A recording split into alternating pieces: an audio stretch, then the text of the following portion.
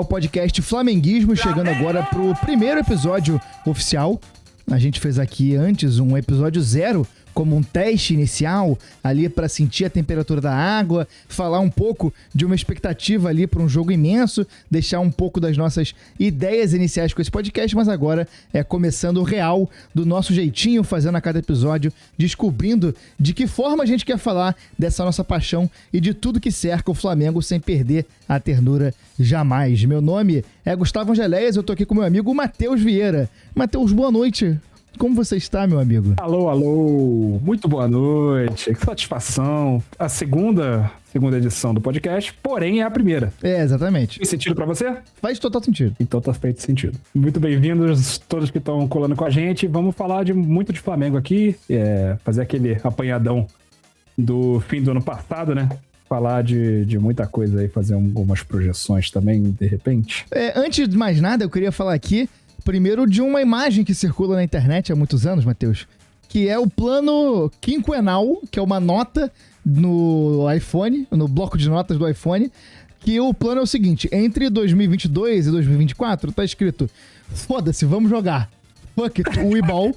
2025, cérebro totalmente desenvolvido, e aí pra 2026, se ainda estiver louco, se mata, se estiver normal, começa um podcast. Estamos loucos, mas estamos começando um podcast aqui. Estamos começando um podcast. Exatamente. E nosso objetivo é esse.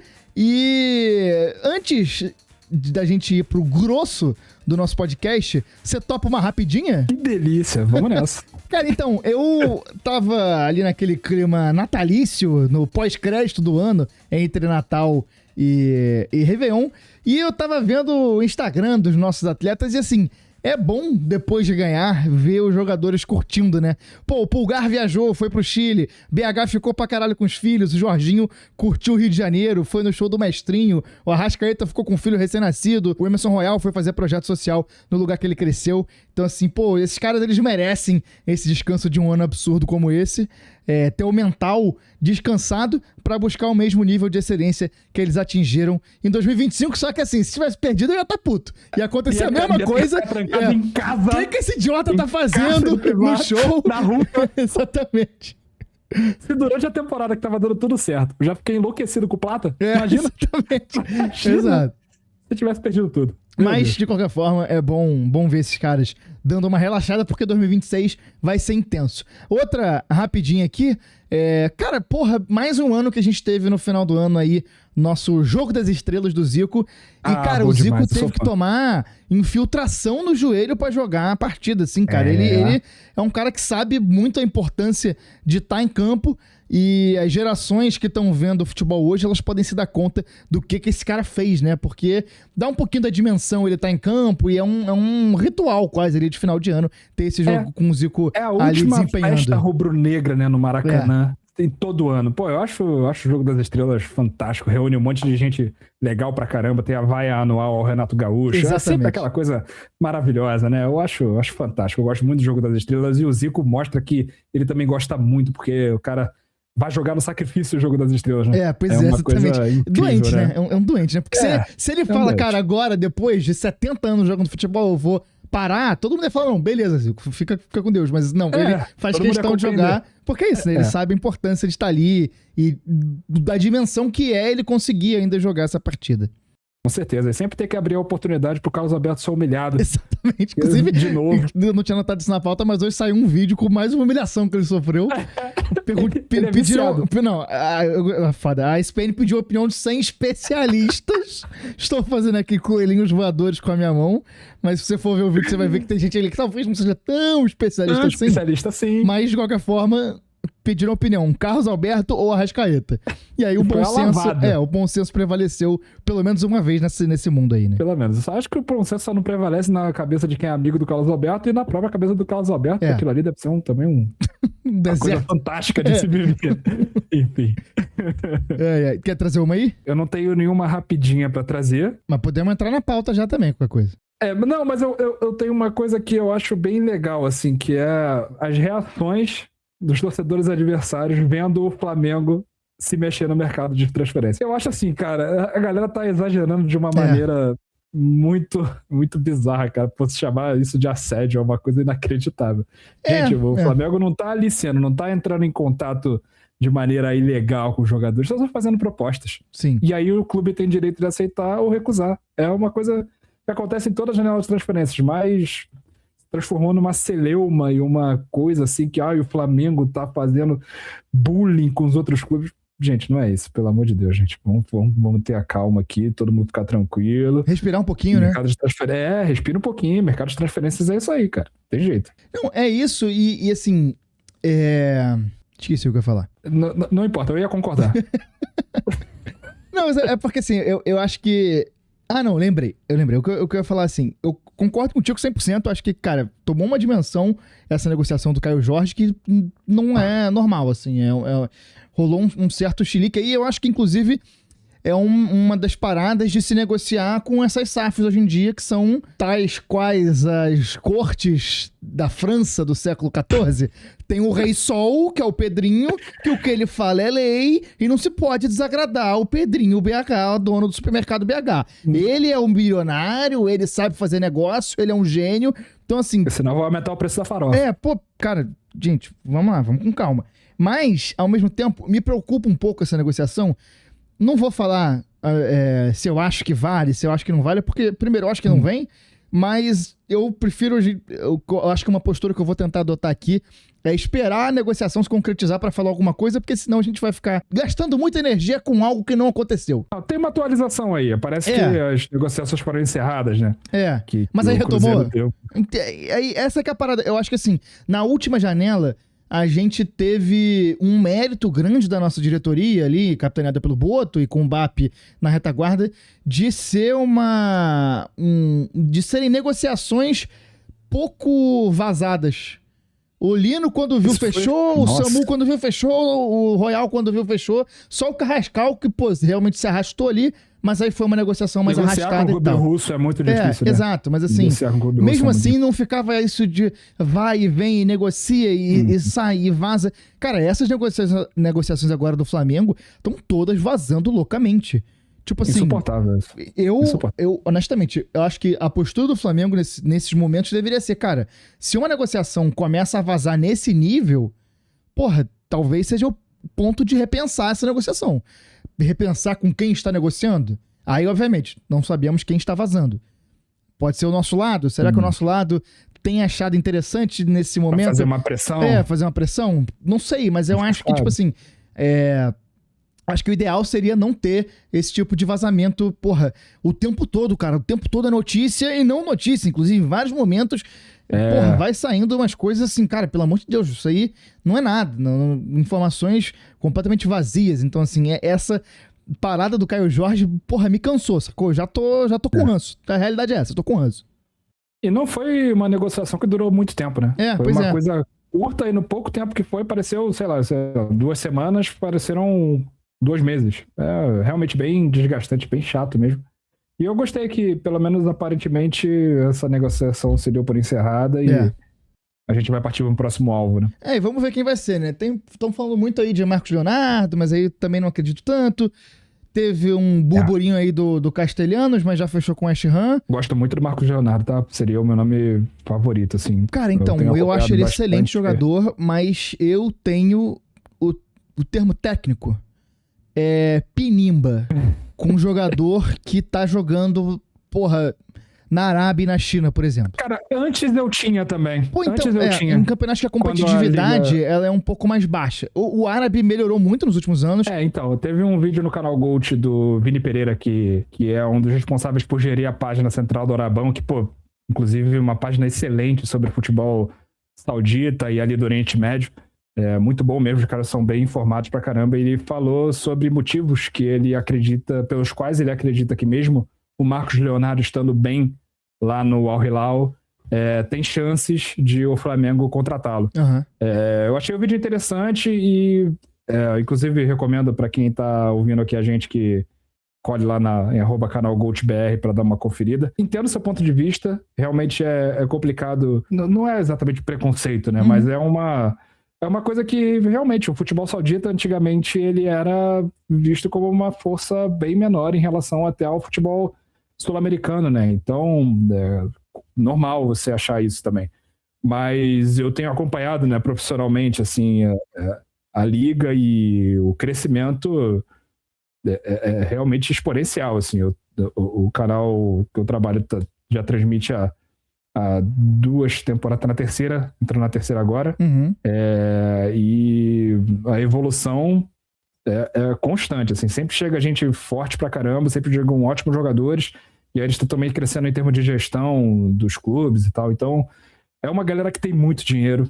Isso daí vai fazer a coisa andar pra frente, e tem querendo ou não, né? sabe? Tem estrutura.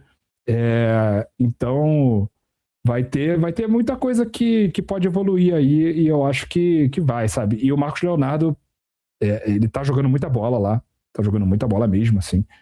Foi até preterido pelo Simone Inzaghi durante um certo período, assim, chegou a ser cogitado que ele não estivesse na lista dos estrangeiros para participar do Campeonato Saudita. Ele estava inscrito só na Champions Asiática durante um tempo e tal. Só que aí o campo falou e o Inzaghi resolveu, né, voltar atrás da decisão equivocada que ele estava tomando. Então, eu acho que o Marcos Leonardo agregaria bastante, assim, ele faz as duas, né, faz tanto o homem de frente ali, referência no ataque, quanto o segundo atacante. Ele joga bastante ao lado do Darwin Núñez, né? E eles se alternam bastante nessa função. E se com o Darwin Núñez ele já joga bem, imagina com o Pedro, meu irmão. Então... Teve isso, gente né? que falou de Darwin Núñez vindo pra cá também, né? Aí a minha opinião foi: pergunta pro Arrasca. Se o Arrasca falar libero, então eu tô dentro. A opinião final tem que ser dele. É verdade. A opinião final sobre uruguaios tem que ser sempre do Arrasca. Ele que é o diretor ali da parada. E aí, ainda continuando aqui nesse tema dos burburinhos da imprensa e de notícia vazando, a gente teve também a negociação de renovação do Filipe Luís, né? E aí, essa eu encaixo esse processo todo na casa do desastre da diretoria, assim. Achei uma condução completamente desastrosa desde o começo, e pelas informações que a gente teve, isso já vinha se arrastando desde, do começo ali do segundo semestre de 2025. Bem complicado, assim. Primeiro, no sentido de que, cara, mais uma vez a diretoria do Flamengo, e aí a gente coloca a diretoria do Flamengo como uma questão quase de Estado, no sentido como se a gente estivesse falando de um Estado mesmo, porque tanto faz se é BAP, se é Landim, ainda mais esses dois caras que são tão parecidos um com o outro, né? Não dá pra gente desassociar a figura de um do outro. Chapa, né? Então, assim, é uma parada do Flamengo. O Flamengo não sabe lidar com essas renovações de contrato. Vários caras, o Flamengo poderia ter se antecipado à renovação. Tem outros casos que, realmente valia a pena mais esperar e tal. Mas esse caso do Filipe Luís, cara, se em setembro, outubro, quem tava olhando o que o Flamengo tava fazendo e ainda duvidava da capacidade do Filipe Luís, e aí quer esperar ver o final do Brasileirão, sabe? Tipo assim, é falta de convicção no que tá fazendo. Então, esse é o tipo de coisa que o Flamengo já podia ter renovado com o Filipe Luís há muito tempo, ia ter pagado mais barato, porque agora, depois que ele se valorizou, e pelo que parece, aí eu não vou lembrar a fonte aqui pra dar a fonte certinha, mas pelo que parece o Flamengo teve uma negociação com o Filipe Luís e resolveu esperar, e aí que o Filipe Luís resolveu trazer um agente tubarão do mercado, que é o tal do Jorge Mendes, e aí que as coisas começaram a encrespar pra chegar no ponto que a gente viu de, se arrastar até quase o final do contrato, né? Cara, tô na esperança de o Flamengo ter um técnico grande, pelo menos na nossa história, assim, um técnico que tem ali o estofo que fique mais de 2 temporadas. Pois é. Sei lá, que chegue a uma terceira, talvez. Quando o Jorge Jesus renovou ali pra temporada 2020, eu fiquei esperançoso pra caramba, achei que ia dar tudo certo, que a gente ia atropelar o Brasil inteiro de novo.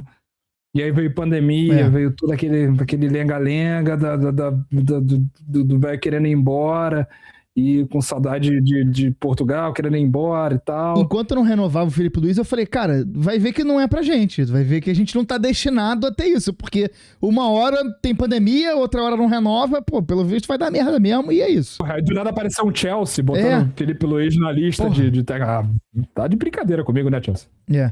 Pra lá. Mas aí, né, arrumaram um outro bucha de canhão lá, e seria uma decisão de carreira péssima pro Filipe Luís. Também acho. Tá? Também respeito, seria péssimo. E aí, cara, essa renovação dele, pra mim, além dos títulos, obviamente, da grande campanha que a gente fez, da grande temporada que a gente fez, é a grande notícia do ano. Acho que vai levar a gente a um novo patamar aí, dependendo do que a gente fizer nessa janela, porque em uma janela que terá participação direta dele mais uma vez, que a gente pode começar uma temporada com uma janela forte, que é uma coisa que geralmente não acontece no Flamengo, que é sempre a janela do meio do ano, né? Que é o final da temporada europeia.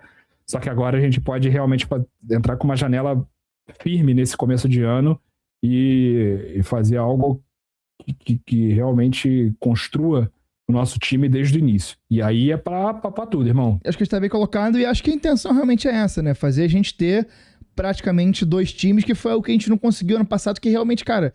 E aí, assim, óbvio que isso é muito compreensível, que foi um ano de percalços, né, cara? Porra, troca de diretoria, primeiro ano completo do Filipe Luiz, um Mundial no meio do ano. Agora em 26, porra, com a segurança dos títulos que a gente ganhou ano passado e do quanto a gente conseguiu jogar, a tendência é realmente a gente ter estofo pra começar a temporada, né? Tipo, tranquilidade pros caras chegarem lá, fazerem a pré-temporada. Porque, cara, se você pensar, ano passado foi a primeira pré-temporada do Filipe Luiz como técnico profissional. Bizarro, né, cara? Foi o primeiro começo de temporada dele, o primeiro tudo. Então, tipo assim, é normal que tenha tido problemas que até a gente fica sem saber. Problemas que ele reparou e a gente nunca vai saber. E que agora ele vai conseguir corrigir, vai conseguir alterar a rota, vai conseguir, pô, isso aqui a gente faz melhor, aquilo ali a gente vai agir de outra forma. Então, porra, isso eu acho que tá realmente muito bem colocado. A gente ainda tá em janeiro, né? Estamos gravando esse programa aqui no dia 7 de janeiro. E vai demorar um pouquinho pra temporada começar de fato, né? A gente nem sei que jogo os profissionais começam, mas agora, domingo, daqui a alguns dias, já tem Flamengo em campo pelo Campeonato Carioca. Vamos jogar com os juniores no Estádio da Cidadania, o bom Raulindo de Oliveira. Lindo! Vamos ter os juniores aí e é aquela parada, né? Vai ter pelo menos coisa pra gente observar, porque teremos Pablo Lúcio em campo.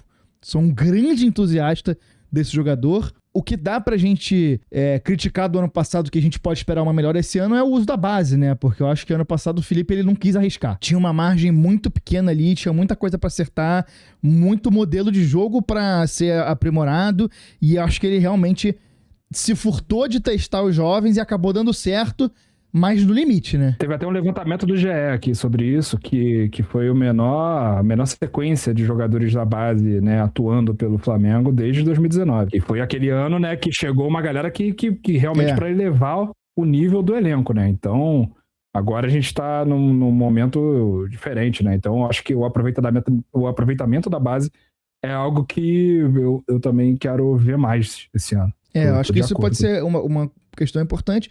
E tem talento. Eu acho que a gente tá, porra, com algumas safras um pouco abaixo, talvez. Mas, porra, talento tem. Tem o Pablo Lúcio, que, pô, pra mim tem um potencial gigantesco. Qualidade técnica dele é, porra, absolutamente indiscutível. Porra, no jogo contra o Mirassol mesmo a gente viu isso. A saída de bola dele é uma loucura. Acho que é o gol do Guilherme, aquele gol que ele... contra o Mirassol, acho que é o segundo que ele dá um borradão de fora da área. A jogada começa com o Pablo Lúcio limpando a jogada, com 3 profissionais em cima dele, ele ainda é um jogador de juniores, ele limpa a jogada e sai com o Flamengo limpo pra atacar. Então, assim, é um cara com muito talento. Tem o Rian Roberto, que acho que teve algumas questões de lesão, né? E agora tá conseguindo retomar ali, né?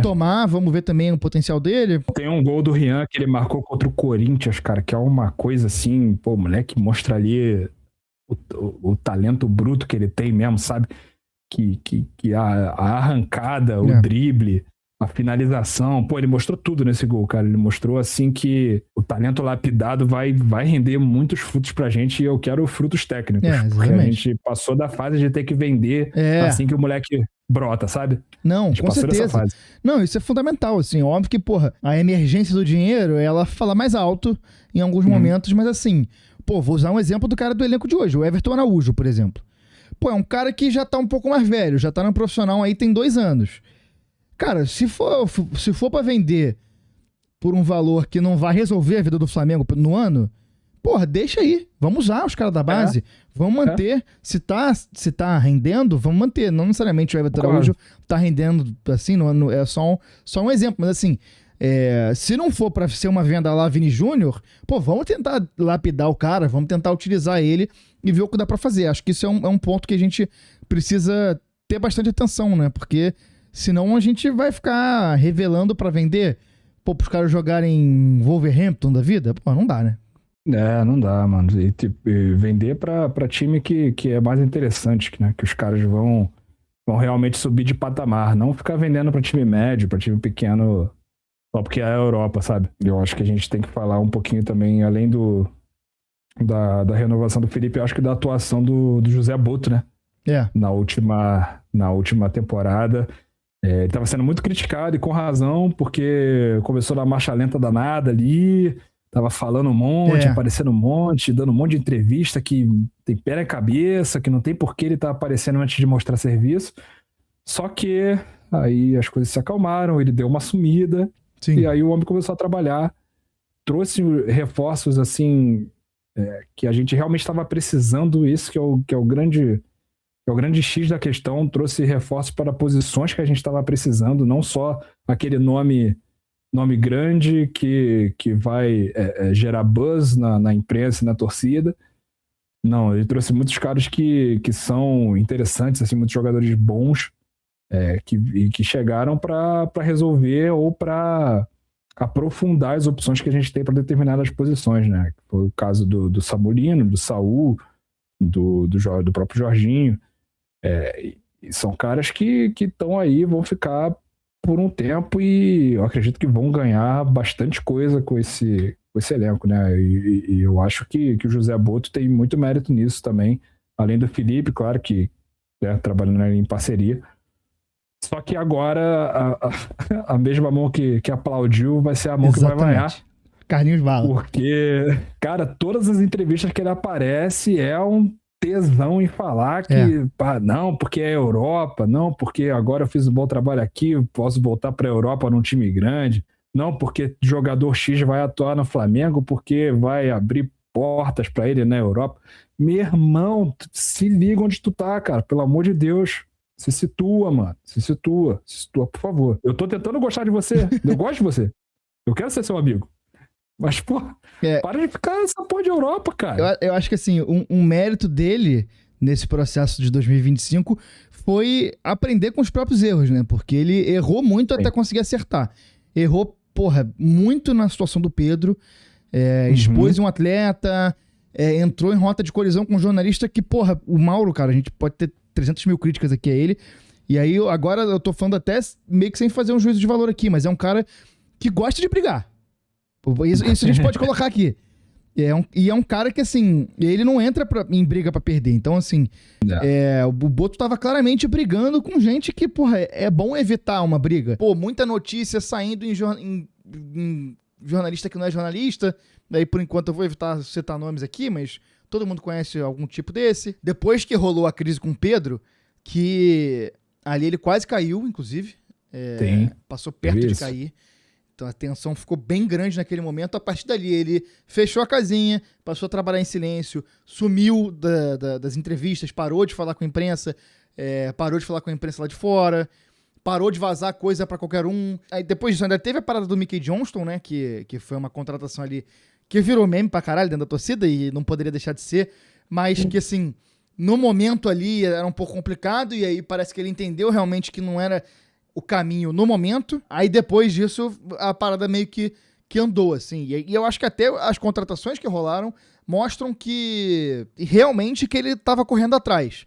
Tipo, tanto o Saul quanto o Royal, por exemplo, estavam fechados com times de outro lugar, sabe? Então, assim, ele meio que atravessou as negociações porque eu acho que ele viu que tinham que ser caras desse perfil pra coisa funcionar.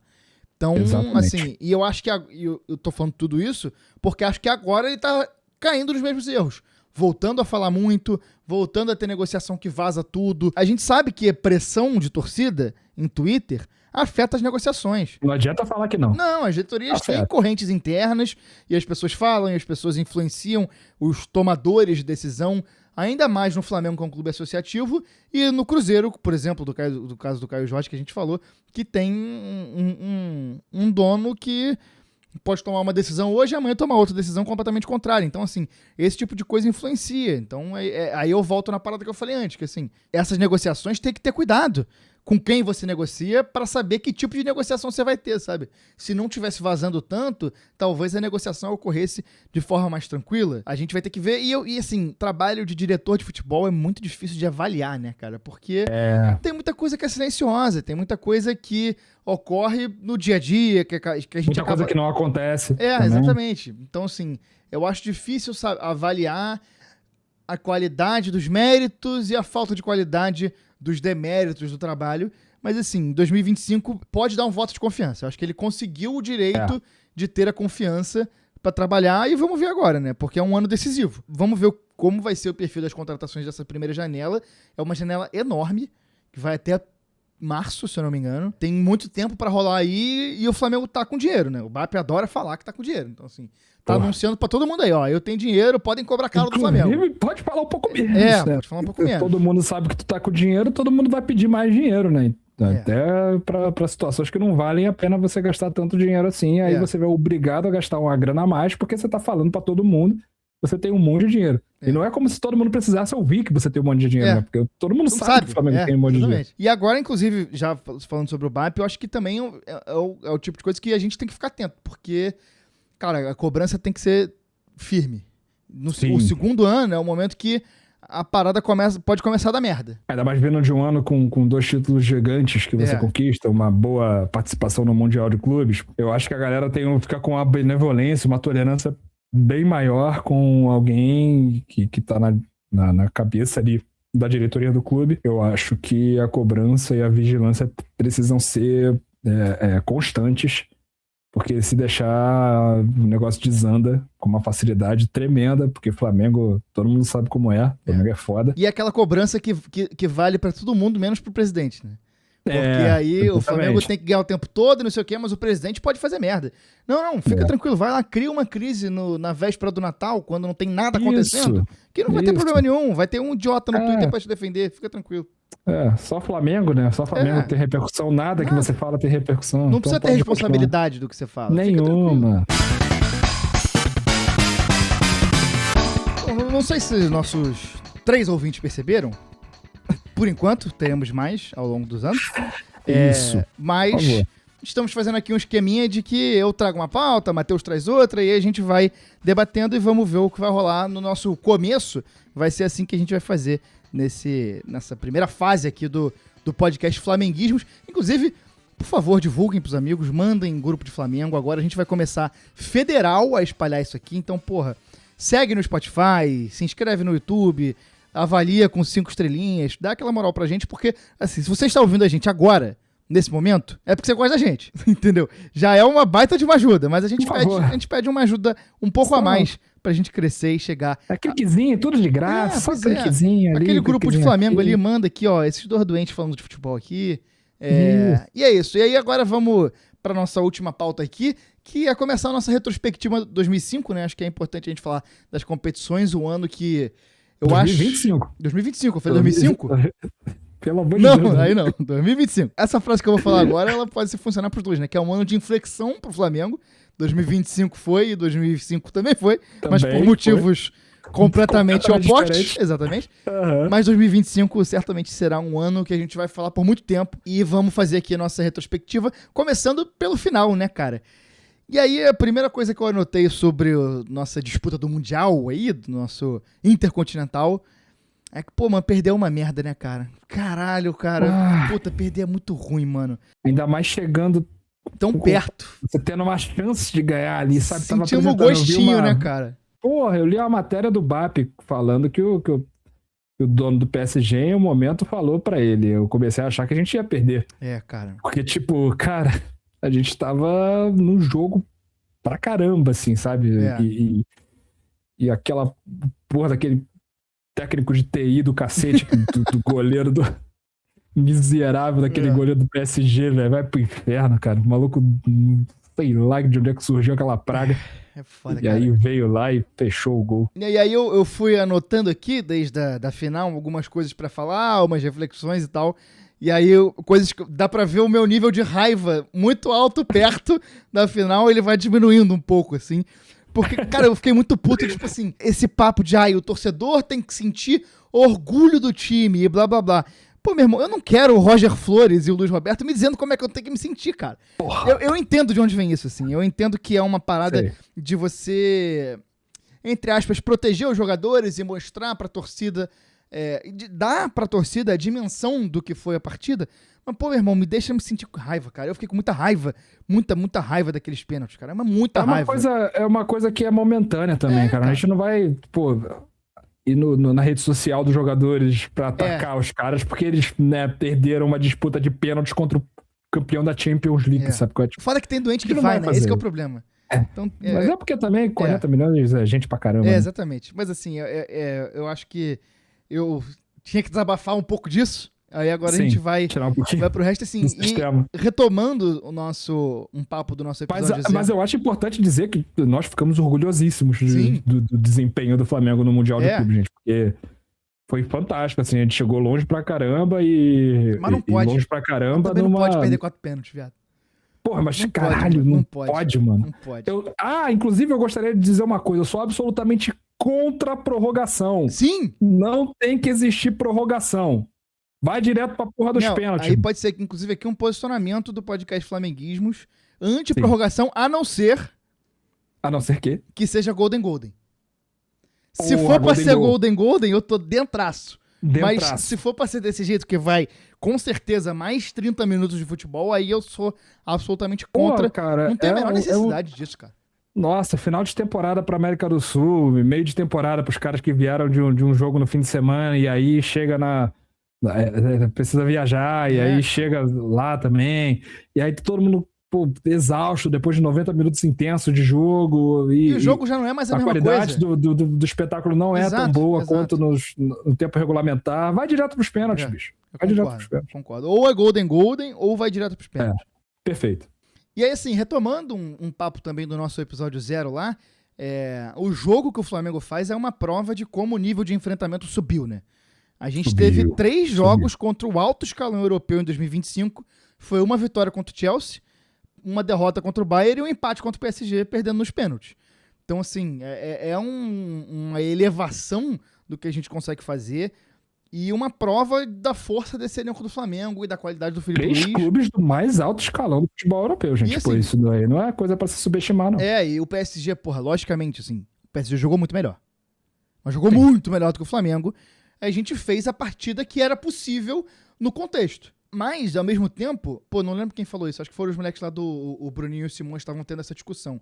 Se a gente pega um enfrentamento do Flamengo com um time proporcionalmente mais barato do que a gente em relação ao PSG, por exemplo, PSG e Flamengo, a distância é de 10. Vamos supor um número aqui. Se a gente pega Flamengo contra um time 10 a menos, 10 vezes mais barato, a nossa cobrança, se a gente fizesse um jogo igual o PSG fez, a gente estaria revoltado. Fala, cara, a gente não pode jogar assim contra um time desse e tal. Então, assim, eu acho que são coisas pra gente ter um pouco da dimensão do nível da partida. Né? Exatamente. Porque, cara, é uma partida muito grande contra um time bom pra caralho e, assim, pô, é desesperadora a partida, assim. Pô, os caras correndo pra caralho, que nem louco, meu irmão. O Vitinha jogando pra caralho. Duê correndo pra caralho. Duê tecnicamente nem foi tão bem, mas correndo pra caralho. Nuno Mendes é um tanque. Não para de correr um segundo. É um jogadoraço. Ele e o Vitinha, pra mim, são bizarro, assim, bizarro. Pilares desse time. E o Flamengo foi lá, enfrentou os caras, pô, alguns momentos ficou na roda, alguns momentos teve que correr atrás, sofreu susto, teve que dar sorte, inclusive, porque teve falhas que a gente... Teve a falha do Rossi, que a gente se livrou porque a bola saiu. O Rossi entrou em campo de fralda cheia. De fralda cheia, então, assim, acho que é um pouco disso, assim, E aí, também colocar em contexto, futebol é contexto, eu vou repetir isso aqui provavelmente todo o programa. Esse Mundial do final do ano, ele é jogado 100% nas condições dos europeus. E a gente igualou na bola, assim, a gente partiu pra cima. Sim. Na Copa do Mundo de Clubes a gente viu a situação invertida, que era uma situação mais igualada no final de temporada deles, numa viagem mais longa pra eles, num clima desfavorável pra eles. Então, assim, uma balança mais igualada. E eles bateram muito nessa tecla, né? A gente não bateu tanto. Exato. Mas eles bateram muito nessa tecla o tempo todo. Agora, obviamente, eles não vão falar isso, né? Porque o poderoso futebol europeu não pode ser incomodado. E aí, só pra contextualizar isso também, em 2025, aí somando o ano todo, não necessariamente o final da temporada, o Flamengo jogou 7.049 minutos, enquanto o PSG jogou 5.878 minutos. Então, assim, é uma diferença brutal. É uma diferença muito grande, é uma carga física muito maior. Então, isso é o tipo de coisa que a gente tem que também ajustar. Esse ano já tem as mudanças do calendário aí, que acho que é uma medida nesse caminho. A tendência é a gente conseguir diminuir um pouco, mas tem que diminuir porque, cara, se a gente quiser ter esse nível de enfrentamento, a gente precisa jogar menos ao longo do ano, porque não dá pra gente chegar com... Porra, em alguns momentos ali da final, dava pra ver o peso na perna dos caras, assim. Tipo, e isso atrapalha tudo. Atrapalha o mental pra tomar a decisão, que tem que ser em segundos, em milésimos de segundos, e com a decisão tomada pro corpo reagir de acordo.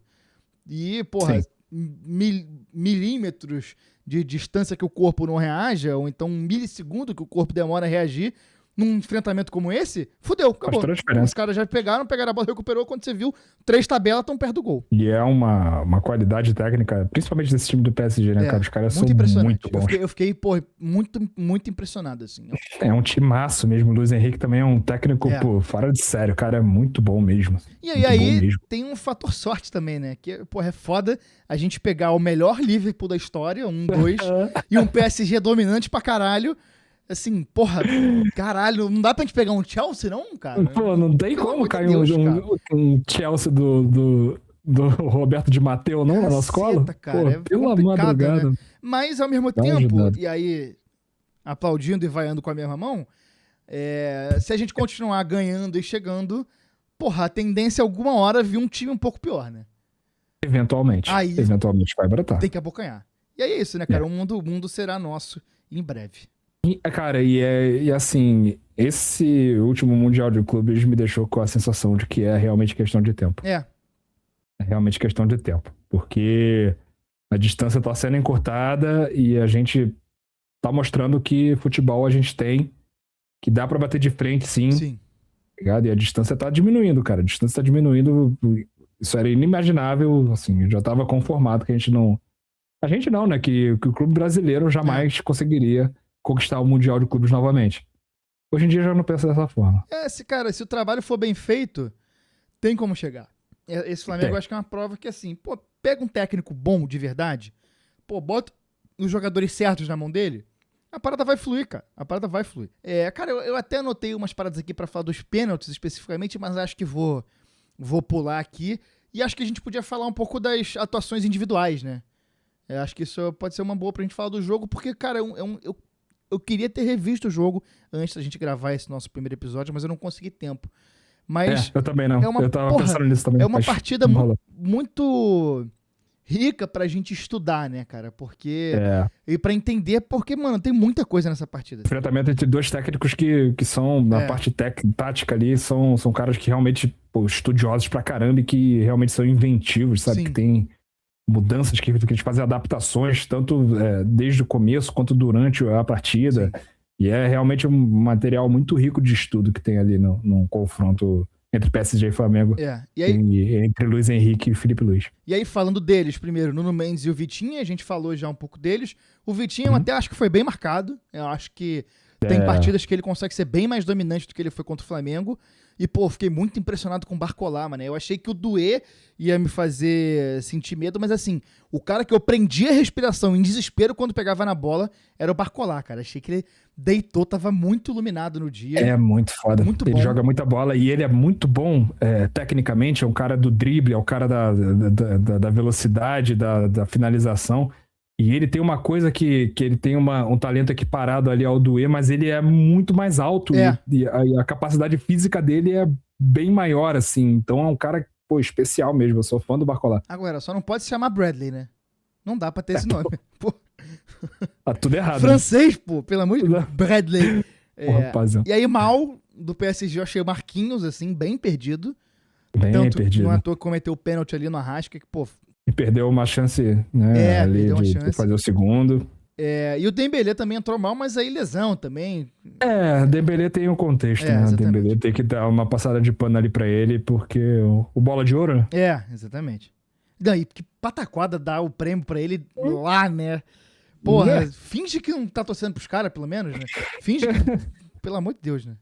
Porque eles eram os donos da casa também, né? Então teve que fazer uma Tem que uma lamber o sala. saco de É. petrodólar de Vila Fora. Isso. E aí, passando Exato. pros nossos, pô, Rossi muito mal, a gente já falou aqui. O lance Nossa, que ele péssimo. quase entrega um gol. Pô, mano, acabou de acontecer, cara. Como é que contra o Fla-Flu foi exatamente o mesmo lance, assim? A mesma coisa. Eu entendo a lógica por trás da parada. É um objetivo do Flamengo manter a bola em disputa e não desperdiçar a posse de bola. E acho que isso contra o PSG é fundamental, assim. A gente não entregar Sim. a bola pros caras é fundamental. O recuo do Arrasca já é nesse sentido, pra não entregar a bola pros caras no meio campo. Só que, pô, meu irmão, deixa a bola sair, cara. Acabou de rolar o mesmo erro contra o Fluminense. Pô. Porra. E aí a gente salva ali, e aí, pô, no gol já desopilou um pouco o fígado. Hoje em dia eu acho menos falha. Acho que o lance estava mais difícil do que pareceu num primeiro momento. Mas, porra, ele Sim. tinha que estar mais bem posicionado ali naquele lance. Foi, Timão. Dava pra ter feito melhor, mas não dá pra considerar falha, né? Acho que fica ali nesse limiar ali, né? É isso. Porra, da nossa defesa, assim. Acho que os 4, Varela, Léo Ortiz, Léo Pereira, Alexandro. É uma partida gigantesca. É uma partida, assim, colossal desses 4 caras. O Varela é muito impressionante o nível que ele conseguiu chegar. Cara, a evolução do Varelinha é um negócio que merece o destaque. Foi a grande evolução de 2025 pra mim. Muito impressionante. No elenco do Flamengo. A dupla de zaga, pô, os caras muito bem também, assim, acho que até, porra, óbvio, tudo que a gente tá falando aqui é no contexto de uma partida que o Flamengo sofreu muito. Então, assim, em vários momentos teve erro, em vários momentos teve decisões erradas, mas tudo isso a gente tá falando nesse contexto, assim. Então, porra... E pesa o fator final de temporada, exatamente. né? Que não pode ser desconsiderado. Porra, a dupla de zaga muito bem também, muita segurança, porra, aí num jogo difícil, porque de muita troca de posição, de você não saber quem tá entrando. Você, pô, tá marcando um cara, pô, piscou o olho, já trocou, já tá vindo no meio campo, correndo que nem doido, no Mendes passando que nem um animal do seu lado, e o Vitinho entrando, porra, sobrecarregando um lado da defesa, então assim... Aí do nada tem um passe por elevação que alguém surge, brota do gramado, porra, muito aparece difícil. do teu lado, correndo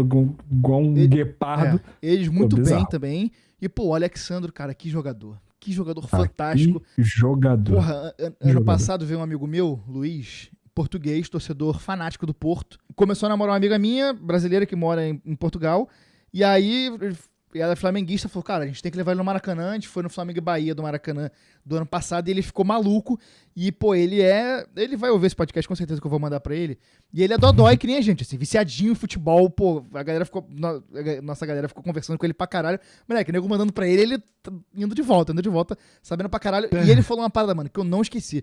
E ele falou assim, cara, o Alexandro, você sabe que consistentemente ele vai ser o melhor jogador da partida. E é volta e meia, assim, tipo, se você desconsiderar, pô, o artilheiro da partida, o cara que deu as assistências, quem definiu, vê quem foi o melhor da partida durante o jogo todo. O Alexandro tá lá, porque, cara... e sempre em partida grande, né? As maiores partidas sempre do Flamengo, desde que ele chegou, ele joga pra caralho todas as partidas, assim, é fundamental pra defesa.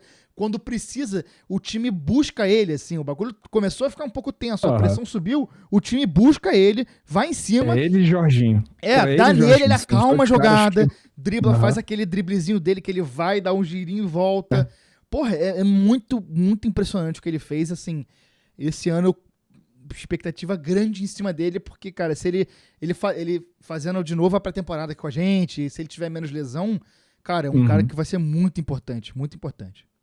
Ele era para estar mais parelho com o Jorginho em termos de contratação da temporada, não fossem as lesões. E se ele não tivesse ficado... se ele não tivesse chegado na temporada anterior também, né?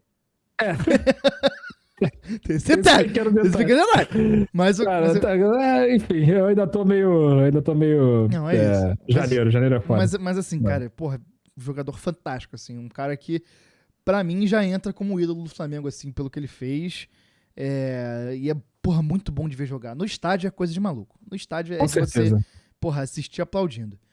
Passando pro nosso meio campo, cara, a gente teve o Pulgar e o Jorginho, que foram mais apagados, mas eu achei bem... Até porque é um setor complicadíssimo de jogar, né? Numa partida como essa. Aquela trinca de meio campo do PSG é muito nisto, muito boa e eu acho que eles marcaram bem. Porra, a saída de bola, cara, eu não consigo julgar porque é muito difícil, cara. A marcação dos caras é muito pressionante, muito lá em cima. Vitinha, João Neves e Fabian Ruiz são 3 caras que são todo campistas, né? Como dizem. Exatamente. Caras que fazem tudo muito bem em campo, então e tem parece que tem 5 pulmões cada um. Muito então impressionante. É bizarro. Mas assim, achei uma boa partida deles. O Arrasca, cara, é um jogo complicado de avaliar, né? Porque, pô, esses jogos com intensidade absurda, a parada começa a pegar um pouco pra ele, né? Muito físico, muita porrada, pouco espaço. Ele é um cara que consegue lidar com pouco espaço, mas se ele tiver tempo pra pensar é quando ele realmente brilha. E o último jogo da temporada também, a gente tem que falar isso de novo. Mas, pô, ao mesmo tempo que ele teve uma atuação apagada, ele conseguiu arranjar o pênalti que botou a gente no jogo, né? Então, é o cara diferente, né? Exatamente, Aquele cara que segundo. Você tá jogando mal, mas você não tira ele de campo porque ele pode resolver e aparecer e criar alguma coisa a qualquer momento. Porra, os caras piscaram 1 segundo, pum, arranjou um pênalti, 1-1 foi o que manteve a gente vivo. Se a gente tivesse falando de uma disputa de pênaltis um pouco melhor, a gente ia estar elogiando, falando, porra, ele arranja do nada. Então, assim, eu acho que a gente tem que falar disso também. O ataque, eu acho que, porra, sofreu mais, mas porque, assim, cara, a bola não chega, né, cara? É difícil. Pô, o BH correu pra caralho, fora de posição. Não dá pra reclamar de disposição de ninguém, assim. Ninguém. O Carrascal, até quando não tá num dia privilegiado, tecnicamente, ele é muito útil. E, porra, o Plata recebeu muitos elogios, né, cara? Assim, é lógico que, porra, eu não sou analista de futebol e não sou comentarista, então, assim, quando eu vou assistir uma partida, eu tô como torcedor. Então, assim, não consegui reparar na partida do Plata, falando aqui, mas vendo muita gente falar disso, eu passei a ver melhores momentos e tal, e até por isso eu queria rever a partida pra prestar um pouco de atenção no Plata. Mas o que deu pra reparar vendo o jogo é que, pô, ele correu pra caralho, assim. Sim. E ele tava tá no campo inteiro. disposto. E tava no campo inteiro. E assim, é um cara que, porra, talvez até aqui ele não tenha gol pra caralho, não tenha assistência pra caralho, mas ele é uma espécie de facilitador, né, cara? Ele ele consegue chegar nos lugares certos do campo. Então, assim, eu acho que é um cara importante de se ter. E, pô, cabecinha no lugar que pode ser muito importante nesse ano, né, cara? Nossa, cara, vai ser... Pô, por favor, Platinho. Um apelo do podcast Flamenguismos, cara. Sim. Cabecinha no lugar 2026, que você tem muito futebol, muito futebol, cara, muito futebol. Você tem muito futebol, você tem muita disposição. E você é um cara que vai... Que eu acredito, cara, realmente, assim, que ele pode ser um dos caras desequilibrantes, assim, em 2026. Eu acho que Plata e Samulino são dois caras que eu projeto um crescimento pra esse ano, porque o talento tá ali. Tá ali demais. E assim, eu acho que o que pode definir uma temporada muito vitoriosa do Flamengo é a gente ter esse salto de atuações de caras como o Lino, de caras como o Plata, o Pedro, que esse ano foi um ano muito complicado pro Pedro, que em dado momento jogou bem, foi importante e tal, mas assim, um ano mais... Enche o pé de leite. Exatamente. Um ano mais estável dele e com uma melhora de Lino, de Plata e dos reforços se acostumando, os caras que chegaram, eu acho que é isso que pode definir um ano realmente dominante do Flamengo. Existe um cenário bem plausível que a gente tenha um ano absolutamente dominante do Flamengo. E sem dúvida. Eu acho que isso passa muito por caras que ano passado não jogaram tão bem. A gente vai ter, porra, os nomes da temporada, a gente vai falar da dupla de zaga, vai falar do Arrasca, vai falar de Jorginho, que foram o pilar desse time. O Pulgar também teve boas partidas, mas esses outros caras, se conseguirem dar um salto, aí pode ser um coletivo muito forte que segure a marimba quando os pilares do time não conseguirem atuar tão bem, que acontece. Vai ter jogos melhores, jogos piores, jogos é foda. É porque a galera que tem uma idade um pouquinho mais avançada, né? Então exatamente. Acontece uma oscilação, assim. Se o Gustavo do futuro vier e falar assim, cara, o Flamengo ganhou tudo, foi dominante, a minha primeira hipótese vai ser, porra, Plata, Lino e Pedro jogaram pra caralho. Sim. Porque eu acho que são peças que deixaram a desejar, cada um pelos seus motivos, e acho que vários compreensíveis em 2025, mas que pro ano que vem eu acho que podem ir bem. E aí, por último das atuações individuais, acho que quem entrou bem também, né, cara? O Lino entrou bem, é um cara muito físico. O Saúl e o De La Cruz eu achei que entraram bem demais. O De La Cruz surpreendeu, achei que ele ia entrar numa voltagem um pouco mais baixa, mas ele entrou muito bem. E jogando ainda contra o meio campo dos caras correndo pra caralho, e eles correndo pra caralho, assim. Porra, entrar naquele momento era difícil. Você... Até um jogo numa rotatividade muito alta, às vezes, porra, você no começo não consegue entrar no nível que precisa, o bagulho vai desandando, mas eles já entraram no ritmo. Outro cara que entra no balaio de Samu e Plata, né? Exato. Se a gente tiver esse De La Cruz em 2026, meu amigo, o negócio vai ficar bonito. Se ele tiver um pouco de atenção da comissão técnica e tudo der certo, medicamente pra ele, Medicamente. eu acho sim. que pode ser muito interessante. Saúde também, eu tenho esperanças boas. Acho que a questão dele também é física. Se o físico dele ajudar, acho que pode ser um cara muito importante. Acredito que vai fazer a cirurgia agora, né? Pedro e Cebola, eu acho que não entraram tão bem assim. Pedro, porra, compreensível também. Não acho que teve uma galera que entrou muito numa onda de criticar pra caralho. Mas, enfim, acho que, porra, o Pedro nesse momento não dá muito pra criticar. Acho que ainda estão vivendo aquela Pedro Gabigol, ainda estão naquela página ali. Vamos seguir em frente que já foi. E, cara, acho que da final, acho que é meio que isso, assim. Porra, é dolorido mesmo, mas é o que a gente falou. Acho que o segredo é estar presente. A gente só passou a ser a gente só conseguiu ser o maior campeão da Libertadores do Brasil porque a gente tá disputando todo ano. O Mundial, Perfeito. a gente vai voltar. A gente vai voltar a disputar o Mundial e a nossa sorte pode ser outra, né? Tem dia que é noite, meu.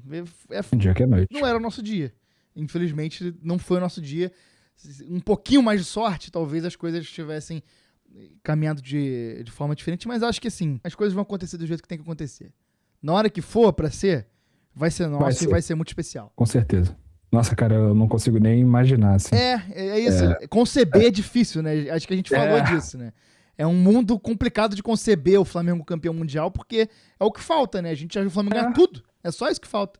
Pré-2019, eu não concebia o Flamengo campeão da Libertadores. É isso. E eu acho que vai ser um sentimento parecido caso a gente conquiste um título mundial. E aí, cara, por último, pra encerrar aqui, eu queria falar uma parada que não é uma ordem, não é um axioma, não é nada, é só uma sugestão. Pô, vamos estar evitando de ficar brigando com o rival no Twitter. Pô, gente, pelo amor de Deus, 2026 a galera no Twitter se esperneando pra responder rival. Porra, meu irmão, nunca, em lugar nenhum, uma discussão clubista em rede social levou pra algum lugar, assim. Não é agora que vai começar, cara. O doidinho falou merda. Porra, deixa o doidinho falar merda. Zoa o doidinho. Zoa o doidinho. Não tenta validar a opinião do doidinho, tá ligado? Cara, é muito complicado isso. Zoa também. Ou então ignora. Mas eu culpo o Elon Musk, Ele é bem culpado mesmo. Pô, eu culpo o Elon Musk. Começou a monetizar essa porra desse selo azul. Piorou tudo. Aí tá todo mundo, porra, aí virou uma rede social do bait, tá ligado? Tu nem acredita no que tu tá falando. Isso aqui é pior, esse que é o grande problema. Queria muito ver um ambiente melhor, sabe? Tipo assim, as pessoas entendendo quais discussões vale a pena entrar, porque, cara, tem muito papo bom com o rival. Tem muito rival no Twitter que dá pra você ter uma conversa construtiva e até, porra, brincando, zoando e o caralho, mas assim, porra, tem muita gente que não... Se mudar a grama de cor, o cara vai passar fome, porra. Gente imbecil no Twitter. Então, porra, vamos... E você respondendo com seriedade esses questionamentos e indagações e posicionamentos dessas pessoas, você acaba validando, né, cara? E é uma coisa que não precisa de validação porque é estúpido. Então, exato. Às vezes você só seguir em frente é a melhor decisão. Só um desabafo que eu queria fazer aqui. E vai ocorrer mais vezes porque tem muitos momentos frustrantes que a gente precisa botar pra fora, principalmente nesse mundo de Twitter. E é isso. Não, é isso não se termina o programa com é isso, porque não é só isso. É muito mais. Não é só isso. Não é só isso, é muito mais. Estaremos de volta aqui. Não sabemos quando. Nesse comecinho, eu acho que é seguro a gente dizer que semanalmente estaremos aqui. Semanalmente. Nesse começo. Depois, não sabemos. Apareceremos quando for o momento preciso de aparecer. Mas você que é velho de guerra de rede social, já sabe como fazer, né? É seguir, compartilhar, avaliar. Quem estiver ouvindo no Spotify, por favor, segue a gente no Spotify, que no Spotify você consegue seguir o podcast e avalia com 5 estrelinhas. Se você chegou até aqui, o Spotify vai te permitir avaliar com 5 estrelas e isso ajuda a gente a dibrar o algoritmo. Matheus, suas redes sociais. Mudei! Agora mudei! Sim! Simbora. Matheus com HVO Vieira no Instagram. Perfeito. Siga.